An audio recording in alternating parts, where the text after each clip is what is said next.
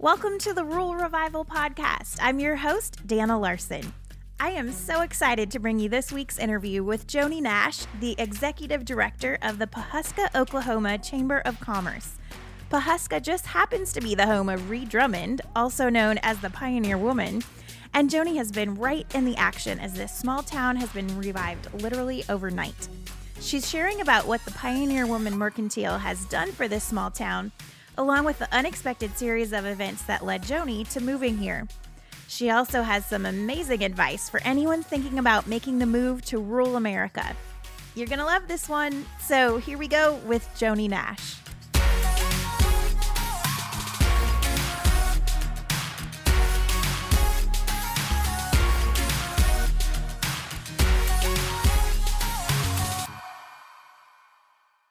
Well, we're here today in Pawhuska, Oklahoma with Joni Nash. She is the executive director of the Pawhuska Chamber of Commerce. This is probably most famously known as home of the Pioneer Woman, Ree Drummond. Thanks for being on the podcast today, Joni. Well, thank you for having me. Yeah. Thanks for being in Pawhuska. Yeah, I love it. It's been such a fun day. Well, you live in Oklahoma now, but you were actually born and raised in Georgia. So tell us about growing up in Georgia, what that was like for you. Okay. Well, I have been in Oklahoma for 16, 17 years now. I still get asked where I'm from, and they're not asking me like in conversation. They want to know why I talk funny. Well, that's why. And a lot of my accent has gone. But yes, growing up in outside of Atlanta, I watched Atlanta explode in my lifetime. And I was reared on a farm there, just like I said, on the outside of the metro area, and just watched it explode. So I've always been really drawn to the rural area. Saw that diminishing where I lived. And when it came time to go to college, I really felt like that was my opportunity and time that I needed to step out and see if I could make life happen outside of Monroe, Georgia. And let's see how things go in Oklahoma. And I guess it was the road less traveled in a lot of ways, but I never looked back, and I've been very blessed to be able to get back and forth to my family and them be here, and no regrets. That's great. So 16, 17 years later, here we are. I love it. So back in your Georgia days, you were actually crowned Miss Rodeo Georgia. I was. It feels like another lifetime, but it was in the middle of my college days as a sophomore. And the way the Miss Rodeo state title goes is for the PRCA, which is the Professional Rodeo Cowboy Association. So it's pretty demanding. You have that title for a year. You spend a lot of the year traveling. And you get invited to the larger rodeos, even out of the country. Like a lot of the girls get to go to Calgary in Canada. And then at the end of the year, you'll compete at Las Vegas at the finals for Miss Rodeo America. So being able to take a year off school and travel and to see America and the United States, and just be able to have to establish yourself in a new town and a new place every week for a 20-year-old girl, it was a really good education. So maybe that's how I got to Oklahoma. I don't know. So yeah, after that, or maybe during that time, you went to auctioneering school. I did. Well, when I transferred to Oklahoma State, I had enough money to pay for the first year of college. And financially, it wasn't the smartest move, which I knew that going into it, to leave a scholarship at Georgia to start at the University of Georgia. Really felt drawn to the state of Oklahoma, and specifically Oklahoma State. Did not know even the mascot at the time. They didn't have a national football program. So that was before T. Boone Pickens came in and put his touch on things. But had enough money to pay for that, so got creative and decided I would go to auctioneer school that summer. And I went to Montana for auctioneer school. Didn't know I'd actually do that as a trade, but came back and doors were open for me to be able to do that on the weekends. So I had regular college jobs during the week, and to this day I still do that as a supplemental income. I travel on the weekends to different states. I have a couple companies that I work for, but it was that trade allowed me to graduate debt-free from college and then go back and get a second degree. So I always encourage young people to think outside the box. I was a young girl, and when I think of an auctioneer, it's an older gentleman, not the demographic doesn't match up, but I didn't listen to that. And so I would encourage anybody that's listening that if you have a crazy idea, it doesn't matter, just do it and see what happens. So that's what happened with me. So and it's been a good trade. Yeah. And I specialize now. I've done heavy equipment, all of those things that you think of in the auction business, but what I've specialized now is the event side of it. So I work for a lot of nonprofits, and in fact, the companies that I work for, they specialize in nonprofits. So I've yet in the 15 years that I've been doing this, 12, 13, 14 years, I've been doing this. I've yet to do work with an organization that I didn't believe in their cause and their mission. But me personally, I'm not able to write a big check for them, but because I've been able to hone in on a skill and work hard towards it, I can help them get to their bottom line and raise that money that night. So you feel good, you feel real good leaving there, that knowing that you've helped an organization be able to maximize potential for one night and operate the rest of the year. So yeah, very fun. Well, at some point in this Oklahoma journey, you got to Pawhuska. So tell us a little bit about that. Is that something you ever dreamed of? Absolutely not. Ever, never. In fact, it's funny. I knew of Pawhuska just because I've always taken an interest, or since being out here in Oklahoma, I've taken an interest in the towns and just want to be acclimated to the state. So I knew of Pawhuska. I knew some of the events that they had here. I was hired to come up. We have Cavalcade, and actually this is the week of Cavalcade. It's the world's largest amateur rodeo, 72 years running. It's a huge time for this town, and economically speaking, our sales tax, this is our bread and butter week. Prior to the Mercantile opening up, we lived for Cavalcade, and still do. It's generations have been coming, and we'll have 1,600 contestants for the week, concerts every night. It's just a big boom for us with sales tax, but just even the community comes alive in a lot of ways. So I was hired to come up and judge the pageant that coincides with the rodeo for the year or for the week. Did that for 2 years in a row. Really learned the town. Thought you're here and you're just with the locals, and had a really good time and a great experience. And then after that, about 6 months after my second trip up here, I got a phone call from the chairman of Cavalcade, but also he doubled for the chamber board president.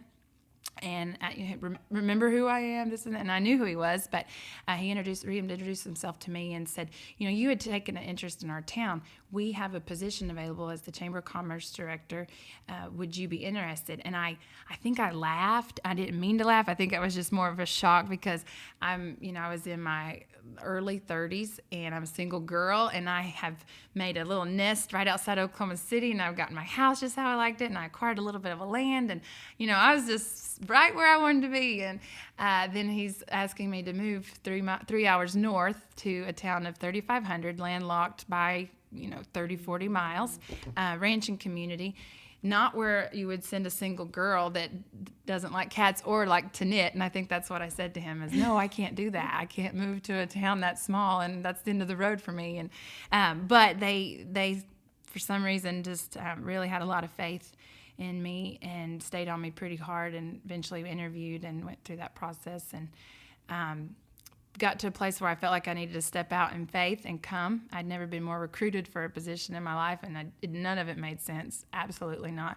But I came and was well received. My friends, I remember them asking me, why are you moving to this rural town? What is there? And I did not have an answer other than, I'm not real sure, but I feel like I have an assignment here, and I'm going to work to the best of my ability and let the chips fall. And this was prior to the huge boom of the Mercantile opening up.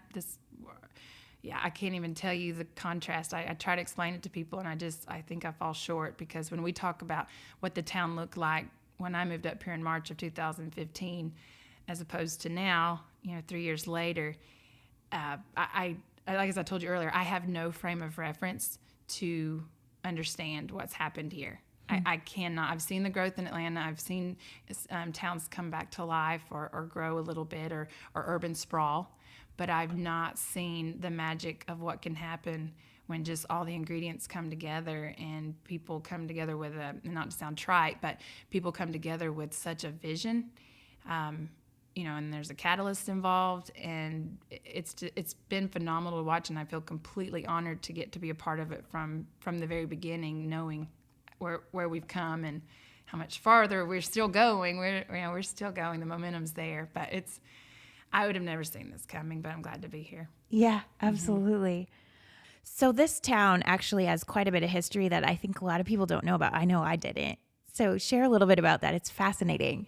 Well, you've hit the nail on the head. And for a long time, before even the Merc opened up, I joked about, every town has a tagline or as far as tourism goes or a slogan or whatever. And I wanted to change ours, jokingly speaking, but I wanted to change ours to, I had no idea, because that was, if I heard that once, I heard it 1,000 times. And it was, they would come here and they would look around and they would see the infrastructure of this tiny town in the middle of nowhere. And we'd have 5- and 6-story buildings in our downtown and just ornate brick buildings. And I had no idea. And these are people that, have been grown up in Oklahoma. And to come here for the first time, I heard that over and over.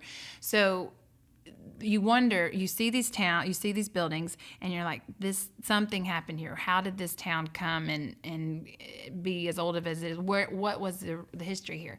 Well, in the 20s, first of all, the Osage Nation is headquartered here. And they moved here from Missouri in the late 1800s. So they settled here. They felt like something was special here, and they weren't real sure what that was, but they felt it strong enough that this is where they settled. They purchased land from Cherokees. This is where they called home. Shortly after that, they discovered oil, and that's where it kind of all started. The oil boom happened here. The Osage in the 20s became the richest people in the world. All of your oil men coming in, your Rockefellers, your Phillips, everyone was coming here and doing business. I love to tell facts like Tiffany's in New York. The Osage was Tiffany's best customer.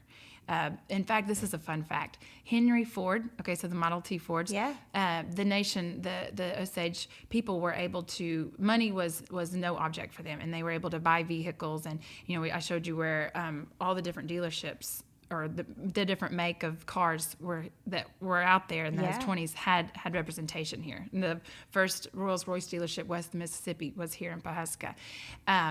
They like color. Those Osage people, they love color. And so they wrote a letter to Henry Ford and told him that they wanted colored cars. They didn't want black cars anymore. And therefore, we have colors. Cars. All started here. Wow. But one of the things that happened, with money and the love of money, sometimes corruption will follow. And unfortunately, we had a time in our history here, it was known as the Reign of Terror. The Osage people were taken advantage of, and they were assigned guardianship. The white man was assigned guardianship over the Osage people with their money, and that's where the corruption came. And then the murders started happening because the white men were marrying the Osage women and then murdering them for their head rights, which gave them access, to the oil money. A lot of that, it just became an epidemic to the point of the feds sent agents here to Pawhuska to do research or to investigate, and that became known as the FBI. So the FBI was born here. And this may sound familiar to a lot of you because there's a book out right now called Killers of the Flower Moon. And it's funny, I've got friends all over the country that have texted me or messaged me, and it's like, hey, there's this book that I'm reading that's talking about your town, because it's been on the New York's bestseller list for a while, since it's been out. And now there's a movie, the movie rights have been sold.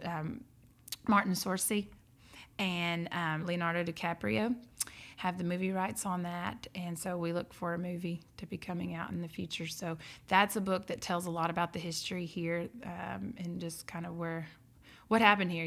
It's not a thing that anyone's proud of, but it happened, and just building from that, and healing from that.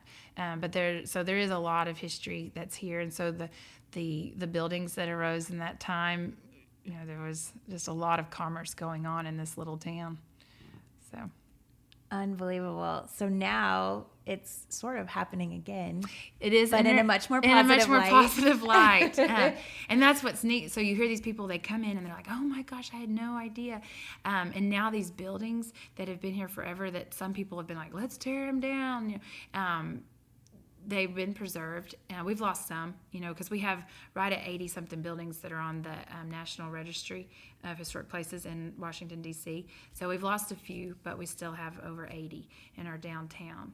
And that's just added to the landscape, to see these buildings come alive again. It's exciting. Absolutely. So with all of this, has the majority of change that you've seen been tourism related, or have you seen it go beyond that with like people moving to town, things like that? Yes, tourism. Okay, that's one thing I noticed when I came here, and they told me that when I moved here. They said, you're going to be really surprised at the tourism draw that's here. And I thought, well, that's sweet. There's nobody here. Like, what do you mean? And then I would start meeting people. And back then, you would pass somebody on the street, you didn't recognize them. So I would stop and be like, hey, I'm Joni. How are you? What brings you to town? And of course, that's all changed because like, you don't know anybody walking down the street anymore. They're all it's tourists, and we love it. We love them. But I still meet people every day, you know, that's not from here. But the days of not recognizing someone and wondering why they're here has passed. But in meeting those people originally, they'd say, oh, we wanted to come to the Tallgrass Prairie or Preserve, which is just north of here. Or they'd be like, we don't know how we got here, but this is really cool, you know, and they'd be from Germany or just random. So it's random places, and I'm like just blown away that they found us. So they were correct, and I was surprised of the tourism draw that we had here.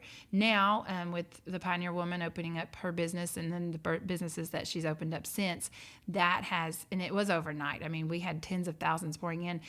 The first spring break, we had in 2017 for spring break, we had 2 weeks where it was out-of-state spring break and then in-state, and we had 60,000 and 70,000. So 130,000 people going through the Mercantile within 2-week time. So to explain that to people outside of people that are familiar with Pawhuska or the Pioneer Woman specifically, they think I'm making stuff up. But unless you come and see it, like nobody was in Daytona that year. They were all here for spring break or wherever you go for spring break. They were all in Pawhuska. But tourism has definitely boomed here, and with that has brought other small businesses that we've kind of grown backwards. You know, a lot of times towns will grow because of industry, manufacturing, or just major industries that come in. Retail's the last thing to come. So for us, it's been a flip-flop, which is so interesting and fun to watch, but it's been a flip-flop of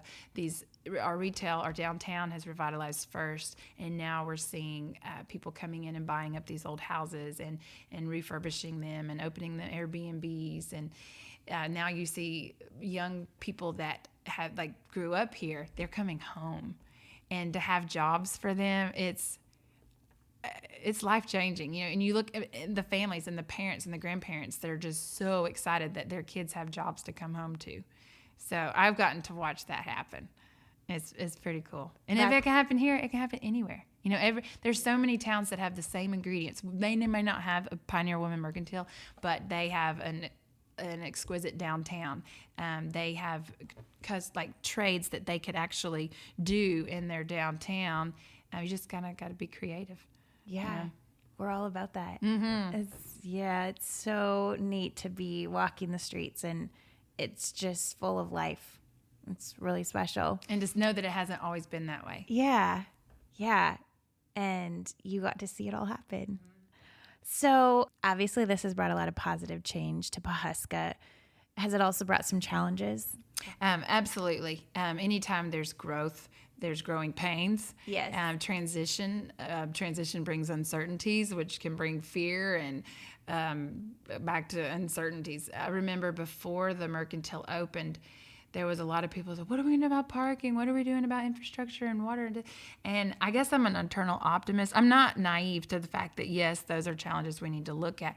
But I'm also, I guess, an optimist because I thought, you know, these things they're going to be okay. Like, these are all good problems that people are wanting to worry about and fret about. These are great problems to have. And I'll tell you one thing that happened. I wish I could take credit for it, but I didn't set out to do this. And then when it happened, I called down to Johnson County Chamber of Commerce, which is Tishomingo. And if you know Tishomingo was a town that's very parallel to Pawhuska, rural, not near an interstate. They had Miranda Lambert, who opened up the Pink Pistol. And so I was called down there to speak to the chamber just from that perspective of how they handled some things and just looking to just somebody that kind of walked through what we were about to walk through. The lady that answered the phone was Stacy Addison. she didn't know her. I didn't know her at the time, but told her who I was and what I was wanting to find out. Well, it was awesome because she told me that she was the manager of the Pink Pistol, and she opened up the Pink Pistol and the Ladysmith, which was the bed and breakfast across the street. And I immediately started taking notes as fast as she was talking. And we were able to bring her up and meet with Ree Drummond and her team and sit down, and we were able to talk through things that we hadn't even thought of, that they had to decipher and to walk through with the opening of the Pink Pistol. And she was a great resource for us. In fact, I called it a family meeting, but it was basically a town hall. And it was right before the Mercantile opened. We brought Stacy up, and she was able to say things I would have been hung for, telling, like, she was able to, and we filled that place. There was over 100 people there. And, the naysayers, the people that were on board, everybody, because, a town is like a family. Yeah. You don't get to pick who your family is, and you got to love them anyway. So in a small community, you don't get to choose who you do life with, but you get to love them anyway. Yes. So we had everybody there, and everybody left there with a smile on their face. And what was neat for me that night was just to hear, there wasn't anything that wasn't talked about. Like Stacy was able to say, don't be jealous, because there's going to be a lot of success from her business, and everyone in this business or in this room is going to benefit from that. So you be her cheerleader. And she, like I said, she just spoke very plain to this group, and it was things we all needed to hear. So that was great. And then Ree was able to speak and share her vision and her heart, and it was just really neat. And then after that, they surprised the community with tickets to the soft opening, where they fed the whole community for the whole weekend. So. Wow. They're very benevolent people, and they do a lot for this community. And that was the night that when I watched people walk out that night, they were all excited about what was coming and happy, and a smile on their face. And it just, I don't know, it really blessed me. And I've thanked Stacy. I still this day, when I run into her, I'm like, thank you, for all that she did. And but that was one thing she said. She said, don't worry about parking. We had 3 parking spots. I don't remember the number she said, but it was something. We were in a lot better shape than Tishomingo starting out, and they handled it beautifully. And now they're back again with Blake Shelton with his business there. So, wow. Well, it's been neat to see and just walk the streets and experience what it's like, because the Drummond family has given a lot to this town and helped build this. And I know that's something near and dear to your heart as well, like giving back. And talk a little bit about that. Why is that important to you and to this community, really? Mm-hmm. Well, specifically speaking about the Drummonds, they could have put their businesses anywhere, and they chose to invest in their hometown. Mm-hmm. And that's a risk. People think the risk was minimal. Absolutely not. That to do what they did, it took a huge investment, a huge step of faith, and they're watching the success, but I know there were times they questioned it. So their heart and their vision was in the right place, and that paid back. And I believe that personally. If you want to receive, you give. You don't give in the heart of wanting to receive, but that's just the law of the harvest. You can't sow something and not reap something. So when you give, whether it's your time, your resources, whatever it is, you will pay back. You get paid back. And even just speaking in terms of what we're talking about today, coming up here for a position that in a lot of ways looked like I was moving backwards. I was moving from a job just right outside the city, and being able to access the city and have any kind of food that I wanted. That's the one thing I was like, oh, when am I ever going to get sushi again? Or whatever, or coffee, really good coffee. You think you're moving backwards, but I'm thankful that I had the gumption or the audacity to step out and to invest in this community, because this community has invested in me, and they have received me and loved me. And I keep trying to love them more, but they're just, small communities are made of really good people, and people that love and care for each other because they've done life together for generations. And so, give, and it will be given back to you. Yes, and now you have amazing coffee at the Mercantile. Don't you know? Yeah. I remember that one of my early conversations with Ladd in regards to Mercantile, I said, can we please just have coffee? And this was before the business plan had been revealed as far as what they were going to do. And he's like, well, there's McDonald's. And I said, don't play. I said, I want some fancy coffee, And so now we have, my sisters make me ship their coffee to Georgia, And I'm like, there's a coffee club you can sign up. You don't need me to do this, but I do. So, their coffee is so good. And, of course, you got to have some of that today. It was amazing. And used to, you couldn't have coffee like that in this town. So we've come a long way. I highly recommend the Cowgirl coffee. Mm-hmm. We had the Cowboy coffee. But the Cowgirl is the cold one. We'll have to get maybe this afternoon. Okay. Mm-hmm. Both of them. Really highly recommended. Great. Well, talk a little bit. Why is the future of rural America important, and why is that important to you? Well, my personal belief is that it's the backbone. I mean, the backbone of our country. It's where we started, in so many ways. And rural America, you look at the agriculture aspect of it, we feed urban America, and food is fundamental. Yeah. So for that reason alone, but there's so many more, and just with rural America, I noticed this in my early 20s, and I'm 37. I watched this in my early 20s. I noticed, I don't know if that's when it started or that's just when it occurred to me. There's so many young people that are moving out of the cities, going back to their homes, their hometowns. And I guess I've just noticed it here in Oklahoma. I have a friend of mine who we actually met when we lived in Oklahoma City, but her husband does a lot of producing, like of music, and he's a musician himself. She's a beautician. And they bought the old firehouse and City Hall. It was one building there in downtown, and they've made his recording studio out of it. And then she has her salon. I need more coffee. I need more coffee. Cowboy coffee. But yeah, she has her salon, and then they live upstairs, and it's like a loft apartment. It is phenomenal. Yeah. And that's the kind of stuff, I mean, that's just one example. I could name more of what I've noticed just here in Oklahoma of young people in their 20s and 30s moving back home. Of course, I witnessed it here in Pawhuska, and I have several examples. But that's one thing I've noticed. And, rural America, like I said, it's dear to my heart. It's where I've chosen to be. And I've been questioned by people that don't have the heart for rural America of like, why? And it's one of those things I don't think you can explain to people. I think it has to be an intrinsic thing that they just get. And if you spend time in rural America, enough time that you can kind of decompress and you're not waiting for cars to go by to be able to fall asleep, the sound of cars, and you will get it. Yeah. It's kind of contagious once you immerse yourself in it. Absolutely. Yeah. I love it when I hear people come in from, like, specifically speaking, come to Pawhuska, and they've been here a couple days, and they're like, I don't want to leave. I'm like, absolutely. And they go to the tall grass prairie, and they see the bison and just all the wildlife and the sounds, or the lack of sound. They don't want to leave. So there's just something about rural America. It's pretty special. I concur. So what advice would you have for someone making a decision or facing a decision like you made to come to a small town? What would you say to them? Well, if you feel led, if you feel like that's in your heart to do, but there's a lot of inhibitions that may creep up, one being, what am I going to do for a job? How am I going to provide for my family? Now, obviously, we need to make smart choices, and God gives us wisdom and knowledge, and we do the best with what we can with that. But I had a mentor, and he's since passed, but he shared with me, he said, Joni, if you ever take a job for the money, you will never be happy in that job.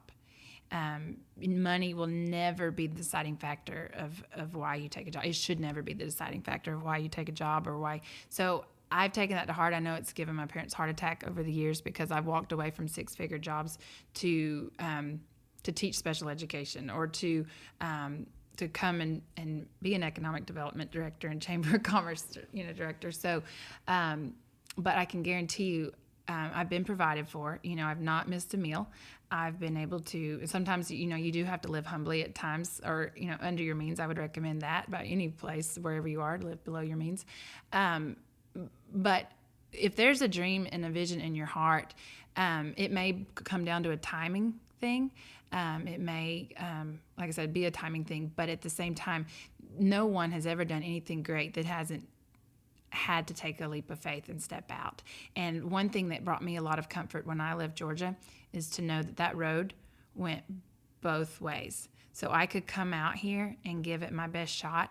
And if I fall flat on my face, that road goes back. I can go back, Yeah. and I can go back to that job or what, there's jobs, and you work hard and those jobs are going to find you. Yeah. And you go to rural America if that's where your heart's leading, and you roll up your sleeves and you work hard and you make it work. And even in this position, it has not, I know people think I have the coolest job in the world, and most days I do, but there doesn't mean that it has not come with a price and it has not been hard. But again, you sow, you will reap. So I would just encourage anyone that's listening that's got something in their heart, don't let money be the reason you hold back. Don't be stupid, but use your brain. Yeah. But just, yeah. So how have you, obviously the town has changed immensely over the last couple of years since you moved here, but how have you personally seen your job shift? Oh, my word. Okay, well, when I came up here with my job, I kept a couple contract jobs on the side thinking, and my board told me they encouraged that, like, you can do both, you'll have time. It wasn't 6 months in to where I thought, you know what, I cannot do both. I need to focus wholeheartedly on this. So zoned in on that, worked hard, but still every day or every week I'd be back in Oklahoma City and find someone that had never heard of Pawhuska. And so just trying to explain, my job is tourism and explaining that. But going from that of people not knowing of Pawhuska, never heard of Pawhuska, to literally overnight, October 31st, 2016, that overnight to now, it is absolutely, doesn't even faze me if I get a call in my office and it's the Associated Press or People Magazine or Southern Living or a news channel or anything, and they have some questions or they want to know an update. And used to, initially, I remember the first time Reba, my office manager, she said, Joni, Associated Press is on the phone for you. And in my mind, I think Associated Press, I think of football rankings. And I thought, I don't know what about football rankings. Why are they calling me about football rankings? And then I didn't even speak that because that sounded so silly. But it went through my head that fast. And then I was like, oh, they don't want to know about football. They want to know about the Mercantile, So, but that's what you think of AP poll, So just the literally overnight transition of knowing where this town is to all of a sudden everyone wanting to be here and every media platform focusing on here, it's that I can't understand it, but it's fun and I'm glad to be a part of it. Yeah. Do you find that, I think it's funny how life works out, and some of our previous experiences that were like, how is this ever going to matter in my life? They kind of come full circle. And then you find yourself in a position like this and you're like, oh. That makes sense. Absolutely. Yeah. Well, I can think of 1,000 examples in my life, but something that came to my mind earlier when we were talking, Ree Drummond, Ree's husband, his major in college, he majored in hotel and restaurant management as a rancher. So I'm sure that I haven't asked him about it, but I'm sure that's something he was questioned about. What? Why do you want to do that? And then now, you look. So I'm just using him as an example because that's someone that everyone knows. But even in my own life, yes. So with that, do what's in front of you and do it to the best of your ability and be a good steward of that, because you just never know. And just don't discount the smallest things. I always tell people, and I live by this,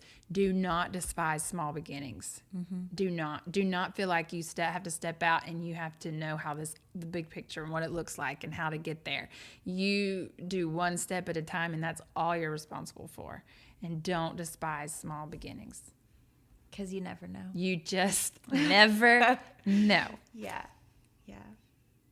Well, thank you, Joni. This has been awesome. This has been so fun. Yeah, what a fun day. You just have rolled out the red carpet for me, so thank you. Well, good. Well, like I said, we love having you in Pawhuska, and I would just welcome anyone that's listening to come and stop by the chamber. Yeah, sounds great. Thanks for being on the podcast. Thanks for having me. Well, I love Joni's story, and she is such a life-giving presence wherever she goes, and that really shines through on this interview. I also love hearing about the generosity of the Drummond family and their investment into the community of Pawhuska, and also the fascinating history that place holds. Wow. Pawhuska is constantly changing as it continues to grow and expand as a hot tourist destination. And with the Christmas rush now over, it's the perfect time to visit. Pawhuska has so much to offer, and if you make it to town in early spring, you can even check out the bison having their calves on the Tallgrass Prairie Preserve. The latest business to open, and there are new businesses opening all the time there, which is so exciting, is the Frontier Hotel, located in the historic Triangle Building. So that could be a perfect place to stay while you're in town. Well, thanks again to Joni Nash for being on the podcast. And thanks to you for tuning in. We'll be back next week. Have a great day, everybody.